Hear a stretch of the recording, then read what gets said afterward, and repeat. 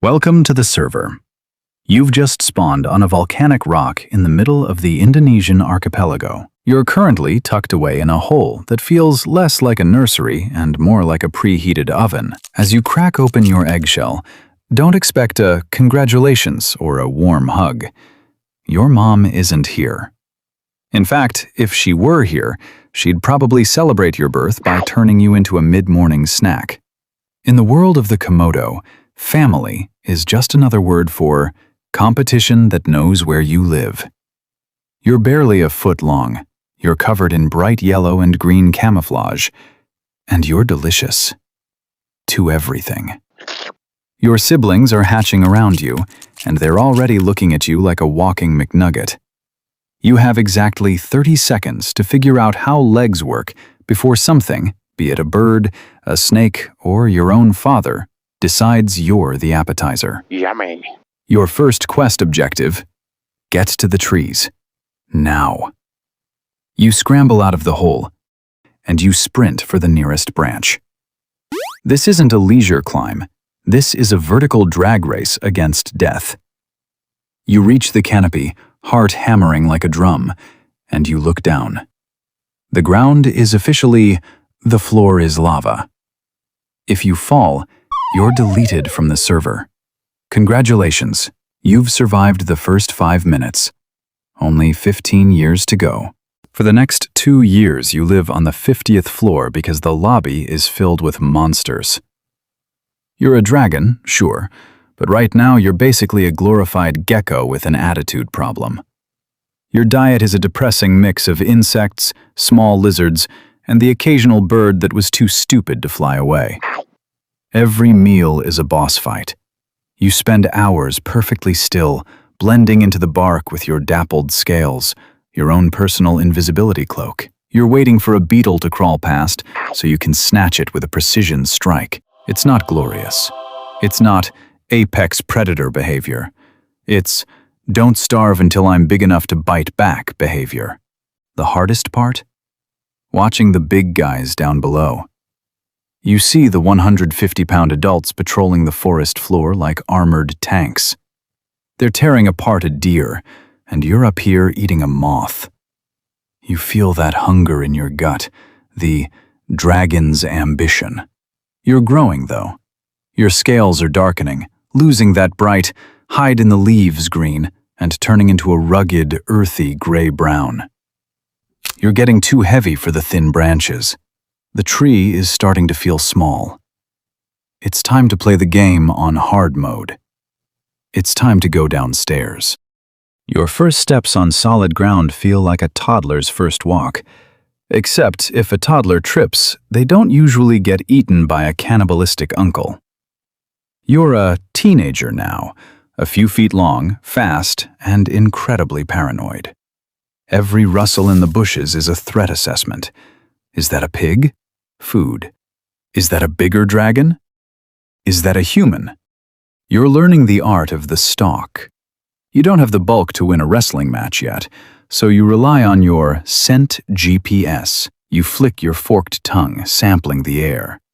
You can taste a carcass from miles away, but you're not just a scavenger. You're practicing your one-tap mechanic. You find a goat. You don't need to overpower it. You just need to wait. You blend into the tall, dry grass. When the goat gets close, you launch. You aren't aiming for a kill shot. You're aiming for a status effect. You land one serrated, venomous nick on its leg, and then you let it go.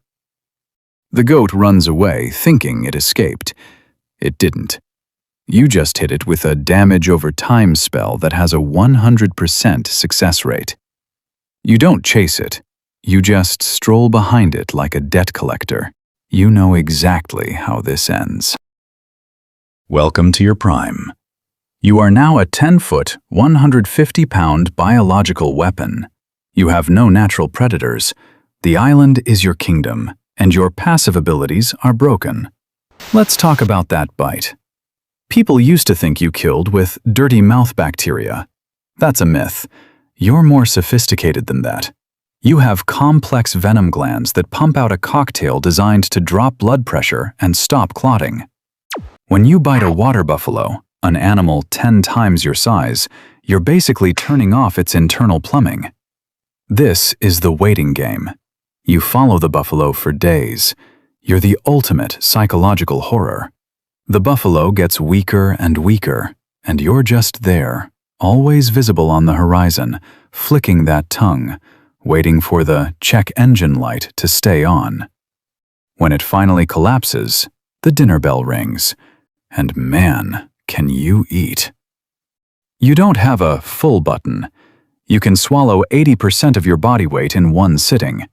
You eat the meat, the hide, the hooves, and the bones. You're a walking trash compactor.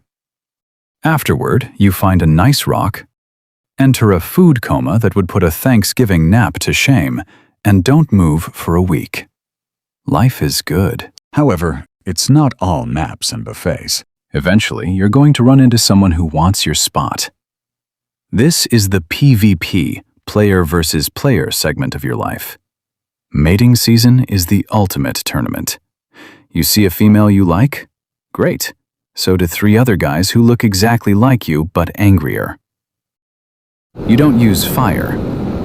You use Greco-Roman wrestling.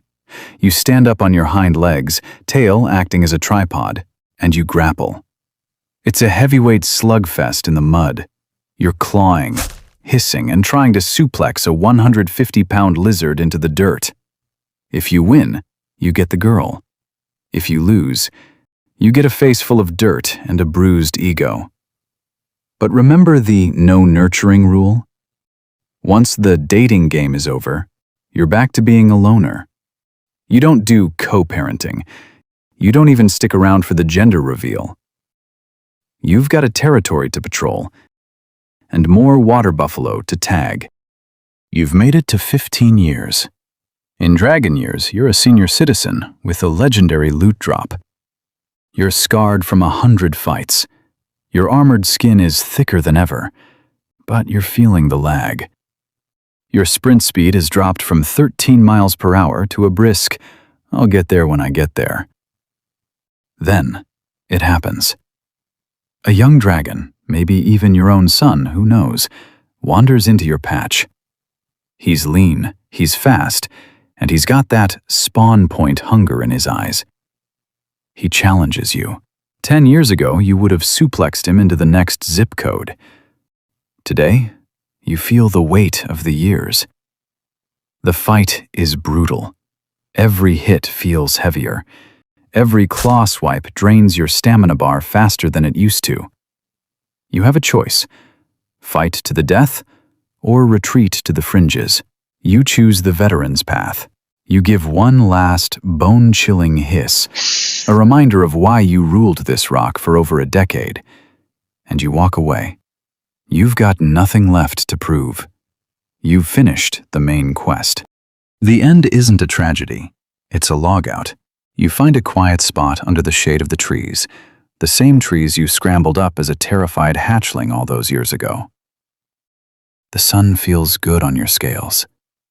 You close your eyes, and the sounds of the island fade. But here's the thing about the Komodo server: it never goes offline. As your body returns to the earth, providing nutrients for the soil, nearby, a tiny bright green nose pokes out of an eggshell. A new player has just joined the game. They're hungry, and they're about to realize that the floor is lava. The cycle resets. The dragon lives on. There's no doubt that life as a Komodo dragon is tough, but it's nothing compared to what this animal has to go through.